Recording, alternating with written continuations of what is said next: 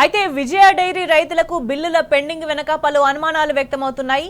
ఒకవైపు పల్లెల్లో ప్రైవేటు డైరీల పాల సేకరణ కేంద్రాలు ఇబ్బడి ముబ్బడిగా వెలుస్తున్నాయి.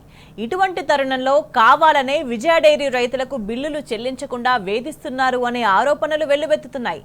రైతులు విజయ డైరీకి పాలు పోయకుండా ఇతర డైరీలకు మొగ్గు చూపే కుట్రలో భాగంగానే బిల్లులు నిలిపేసినట్టు తెలుస్తోంది.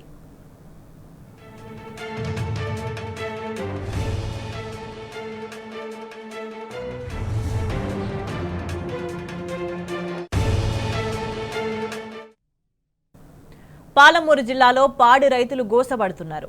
కేసీఆర్ పాలనలో నిబ్బరంగా బతికిన పాడి రైతులు ఇప్పుడు బిల్లుల కోసం రోడ్డెక్కుతున్నారు. విజయ డైరీలో పాలు పోసే రైతుల పరిస్థితి దారుణంగా మారింది.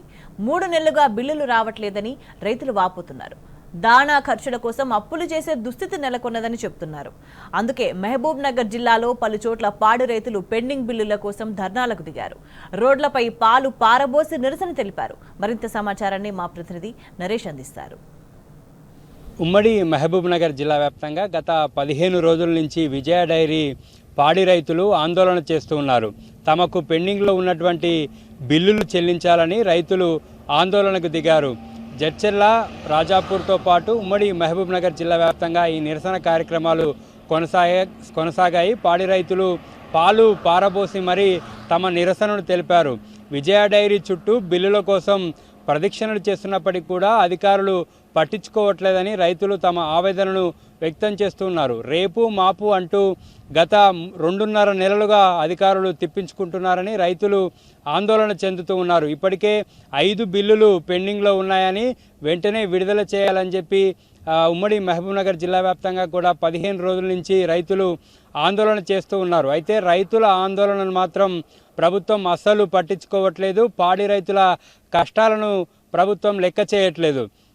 అయితే విజయ డైరీకి సంబంధించి గతంలో బీఆర్ఎస్ ప్రభుత్వ హయాంలో ప్రతి 15 రోజులకోసారి బిల్లులు మంజూరు చేసేవారని, కానీ కాంగ్రెస్ ప్రభుత్వం వచ్చినప్పటి నుంచి కూడా ఇదే పరిస్థితి నెలకొందని రైతులు చెప్తూ ఉన్నారు. ప్రతి 15 రోజులకు ఇవ్వాల్సినటువంటి బిల్లులను ఇప్పటి వరకు 2.5 నెలలుగా పెండింగ్లో పెట్టి తీవ్రమైనటువంటి ఇబ్బందులకు గురి చేస్తున్నారని రైతులు వాపోతున్నారు.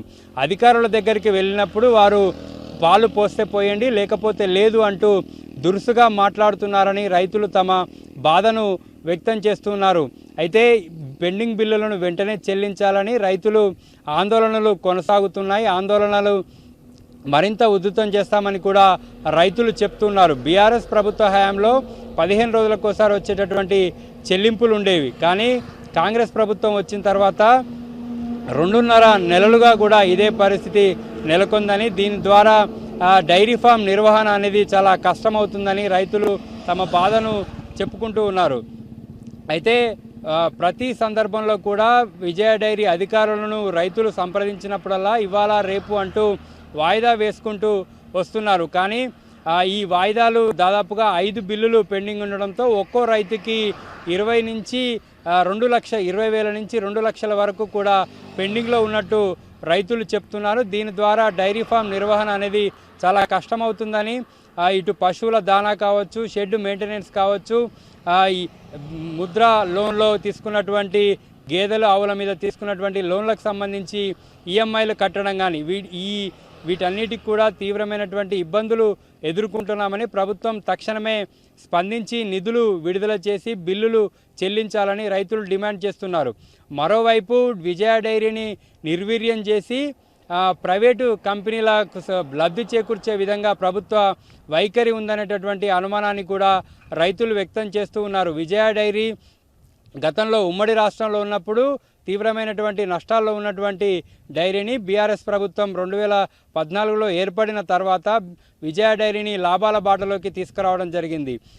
రైతులకు అదనంగా ఇన్సెంటివ్స్ ఇవ్వడము, ప్రోత్సాహకాలు ఇవ్వడము, సబ్సిడీ యంత్రాలు, డైరీ ఫామ్ నిర్వహణకు లోన్లు, మిషన్ల కొనుగోలుకి సబ్సిడీ వంటి అనేక రకాల ప్రోత్సాహకాలు అందించి పాడి పరిశ్రమను ప్రోత్సహించేందుకు బీఆర్ఎస్ ప్రభుత్వంలో అనేక చర్యలు చేపట్టారని కాంగ్రెస్ ప్రభుత్వం ఏర్పడినటువంటి 9 నెలల నుంచి కూడా పాడి రైతుల పరిస్థితి అగమ్య గోచరంగా ఉందని, వారిని పట్టించుకునే నాదుడే లేడని రైతులు వాపోతున్నారు. వెంటనే ప్రభుత్వం స్పందించి తమకు న్యాయం చేయాలని, పెండింగ్ బిల్లులను ఇప్పించాలని రైతులు డిమాండ్ చేస్తున్నారు.